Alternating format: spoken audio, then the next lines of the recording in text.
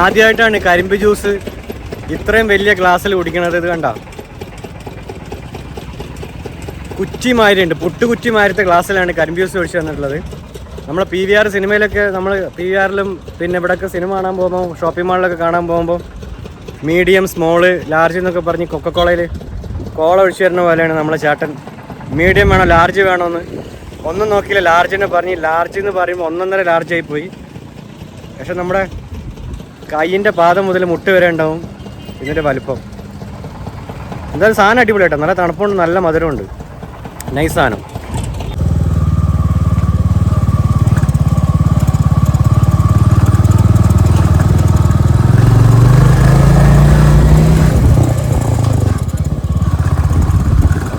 ദൂരെ ദൂരെ നീ ചാരേ ചാരേ നീ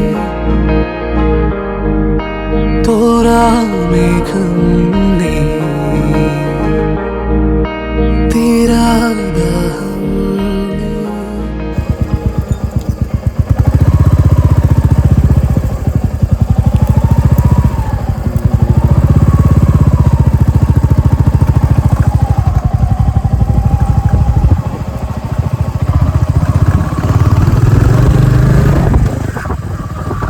നീ തോരാതെ തോരാതെ പെയ്യുന്നു ഓരോ നാളും പോകുമ്പോളെ ഈ പ്രാണന്റെ നോവായി നീ തേങ്ങുന്നു.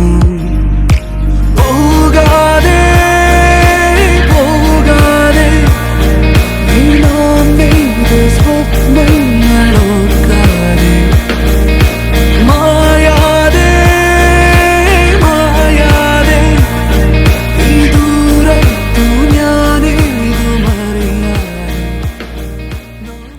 അപ്പോൾ നമ്മളിപ്പം കൽക്കയിൽ നിന്ന് ഡെറാഡൂണിലേക്കുള്ള വഴിയിൽ ഏകദേശം 110 കിലോമീറ്ററിന് ശേഷം നമ്മൾ ബ്രേക്ക് എടുത്തിരിക്കുകയാണ്.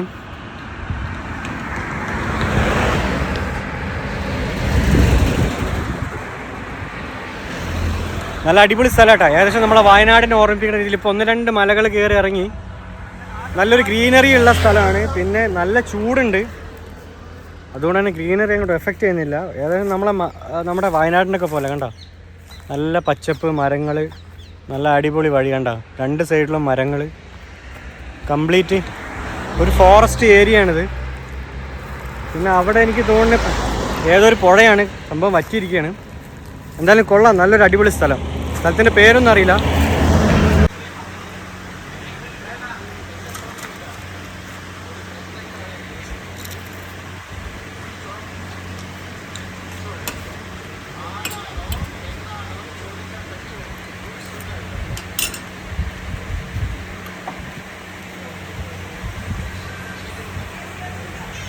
പിന്നെ ഒരു ഡബിൾ ഓംലെറ്റും ഒരു ചായയും ഒരു പാക്കറ്റ് കുർക്കുറയും തിന്ന് ഇങ്ങനെ ഇറങ്ങിയതാണ്. അപ്പോഴാണ് ശ്രദ്ധിക്കണത് ഇവിടെ കംപ്ലീറ്റ് ഈ മരങ്ങളെന്ന് പറഞ്ഞത് കംപ്ലീറ്റ് മാവാണ്. കണ്ടോ, കംപ്ലീറ്റ് മാവാണ്, അതും അവിടെ ഉള്ളൊക്കെ മാവാണ്. അപ്പോൾ ഇങ്ങനെ ഇറങ്ങിയപ്പോഴാണ് ഇങ്ങനെ തൂങ്ങണ്, കണ്ണിമാ അങ്ങനെ തൂങ്ങണ കാണുന്നത്. പിന്നെ ഒന്നും നോക്കിയില്ല, പെറുക്കാൻ തുടങ്ങി. 1-2 ആ കടയിൽ നിന്ന് കുറച്ച് ഉപ്പ് വാങ്ങിയിട്ട് ഉപ്പും കൂട്ടി തിന്നതായിരുന്നു. കണ്ടോ, നല്ല ടേസ്റ്റും ഉണ്ട് സാധനം കേട്ടോ.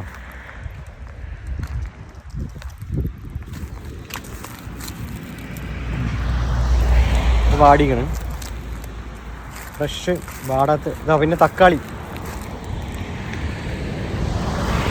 തക്കാളിൻ്റെ മരമാണ്, ചെറിയ കുഞ്ഞ് തക്കാളി കാണിച്ചിടാം.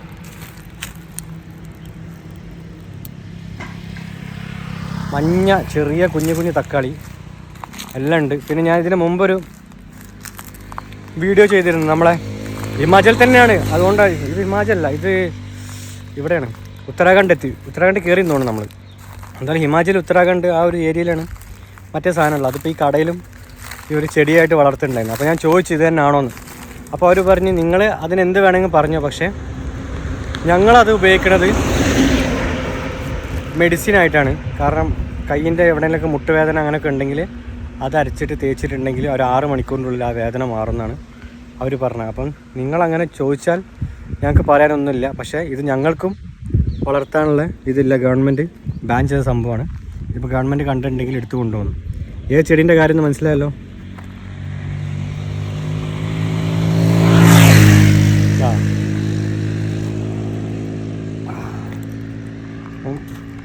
പച്ചാവുന്നിടത്തോളം പെറുക്കാണ്, എന്നിട്ട് അവിടെ ഉപ്പുണ്ട്, ഉപ്പ് കൂട്ടി അടിക്കണം. അതാണ് പരിപാടി. അല്ല അത്യാവശ്യത്തിനുള്ള ആയിട്ടുണ്ട്. വീണിട്ടും വണ്ടി കയറിയിട്ടൊക്കെ ചെറുതായി പൊട്ടലുണ്ട്. പക്ഷെ നമുക്ക് ആ ഭാഗം ഒഴിവാക്കിയിട്ട് ഉപ്പ് കൂട്ടിയിട്ട് തിന്നാൻ വലിയ പ്രശ്നമൊന്നുമില്ല. പക്ഷേ ഇവർ പറഞ്ഞ് എല്ലാം അങ്ങനെ ഉണങ്ങിയിട്ട് താഴേന്ന്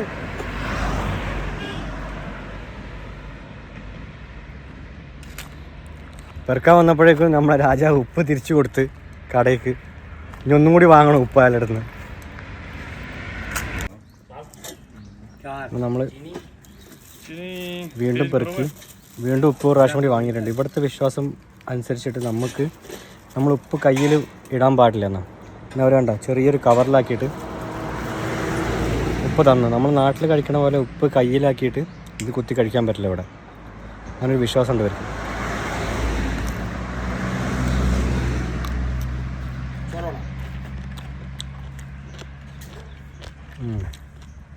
അടിപൊളി.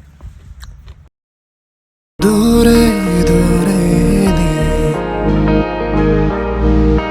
ചാരേ ചാരേ നീ തോരാ മേഘം നീ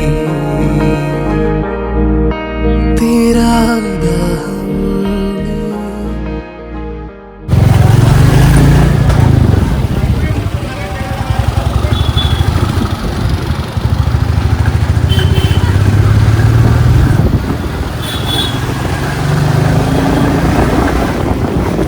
അങ്ങനെ നമ്മൾ അവസാനം ഡെറാഡൂൺ സിറ്റിയിൽ എത്തിയിരിക്കുകയാണ്. ഓക്കെ, എന്നിട്ടിപ്പം booking.com നമ്മൾ റൂം ബുക്ക് ചെയ്ത് റിസപ്ഷനിലാണ്.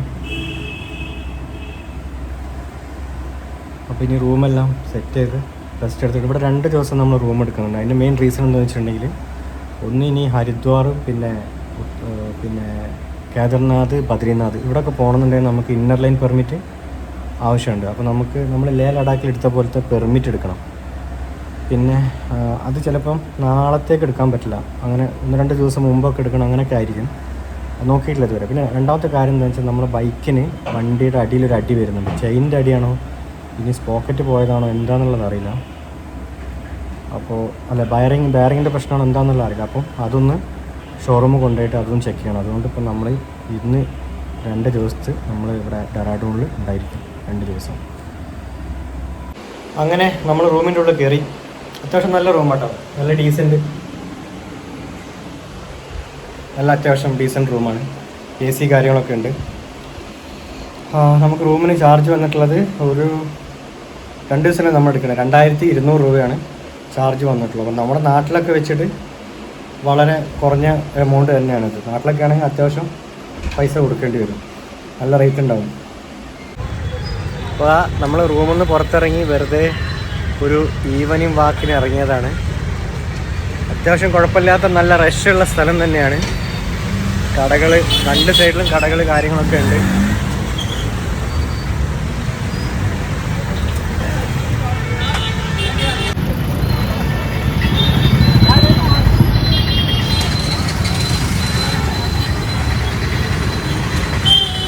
കണ്ട 100-110 ബൈക്കും കാര്യങ്ങളൊക്കെ വരുന്നത്. അതുകൊണ്ട് നമ്മൾ ഈ ഫുട്പാത്തിലേക്ക് കയറി നിൽക്കുകയാണ്. അതായിരിക്കും നമ്മുടെ ആരോഗ്യത്തിന് നല്ലത്. വേണ്ട ഉത്സവം തന്നെ, ഉത്സവം. മുട്ടായി തെരുവൊന്നും ഒന്നുമല്ല. നമ്മളെ ഈ വണ്ടി വേണ്ട, നമ്മളെ ഈ ഇലക്ട്രിക് ഓട്ടോ ഇവിടെ ഉണ്ട്. മെയിൻലി എല്ലാ സിറ്റിയിലും മെയിനായിട്ട് ട്രാഫിക്കിൻ്റെ പ്രശ്നം ഉണ്ടാക്കുന്നത് ആ ഇലക്ട്രിക് ഓട്ടോ ആണ്. In 600 meters, your destination will be on the left.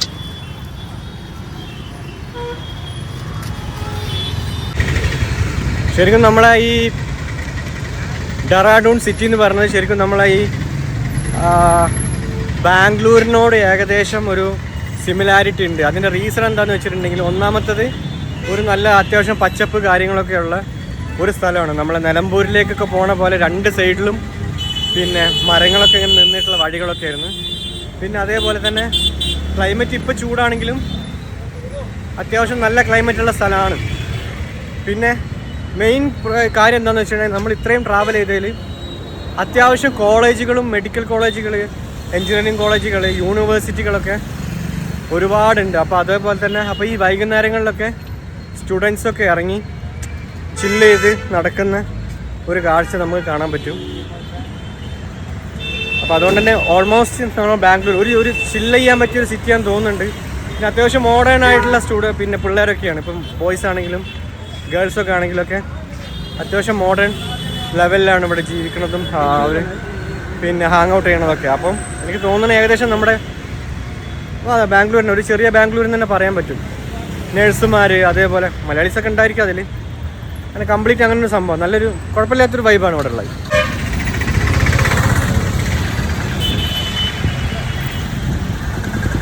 ഡെറാഡൂണിൽ പകല് നല്ല ചൂടും നല്ല റഷുമാണ് കേട്ടോ, ഒരു രക്ഷയില്ല.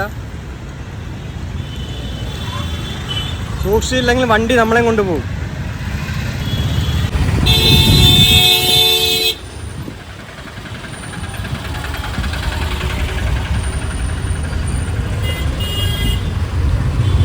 വണ്ടിക്കാരൊന്നും തലങ്ങും വിലങ്ങും നോക്കണില്ല. ഇപ്പോൾ ഒരു ആക്റ്റീവ എൻ്റെ കാറിലൂടെ കയറ്റിയിട്ട് അവൻ എന്നോട് കൽപ്പിക്കുകയായിരുന്നു. അതാണ് ഇവിടുത്തെ അവസ്ഥ. നമ്മൾ മാറിക്കൊടുക്കണം. നമ്മൾ ഈ ഫുട്പാത്തിലൂടെ നടന്നാലും ചിലപ്പോൾ വണ്ടി കയറ്റി ഫുട്പാത്ത് കയറ്റും. അങ്ങനത്തെ ആൾക്കാരാണ്.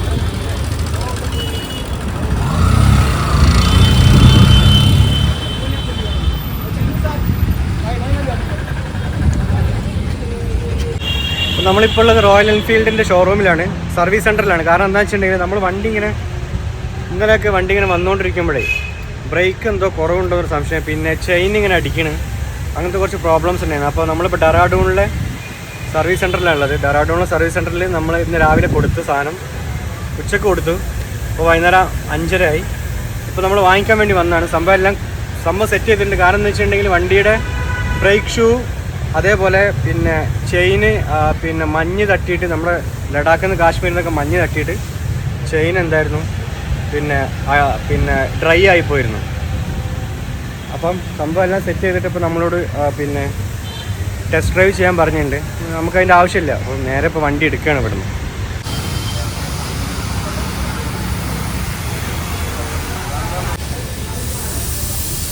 നമ്മളെ രാജാവ് സംഭവങ്ങളൊക്കെ സെറ്റായിക്കൊണ്ടിരിക്കുന്നത്. അത്യാവശ്യം നല്ല സർവീസാണെന്ന് തോന്നുന്നത്. കാരണം നല്ല കസ്റ്റമേഴ്സ് കാണുന്നുണ്ട്. അതുപോലെ നല്ല വണ്ടികളൊക്കെ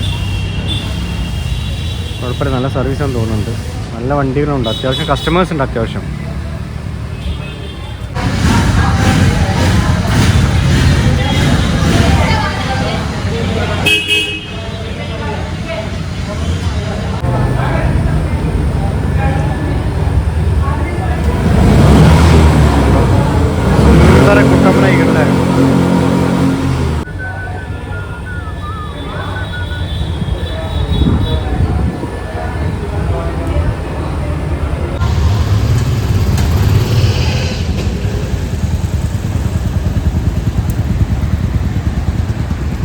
നമ്മളെ വണ്ടി ഇതാ സുന്ദര കുട്ടപ്പനായിട്ട് നമ്മൾ പുറത്തിറക്കിയിട്ടുണ്ട്.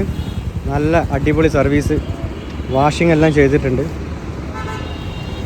നമ്മുടെ ബൈക്ക് നമ്മളെ സർവീസ് എല്ലാം കഴിഞ്ഞ് ബൈക്ക് നമ്മളവിടെ വെച്ച് റൂമിൽ വെച്ചിട്ട് ജസ്റ്റ് ഒന്ന് നമ്മൾ ഇലക്ട്രിക് ഓട്ടോയിൽ പോകാനുള്ള ഒരു എക്സ്പീരിയൻസ് ചെയ്തുകൊണ്ടിരിക്കുകയാണ്. ആദ്യമായിട്ടാണ് ഈ ഇലക്ട്രിക് ഓട്ടോയിൽ നമ്മൾ പോണത്. അടിപൊളി.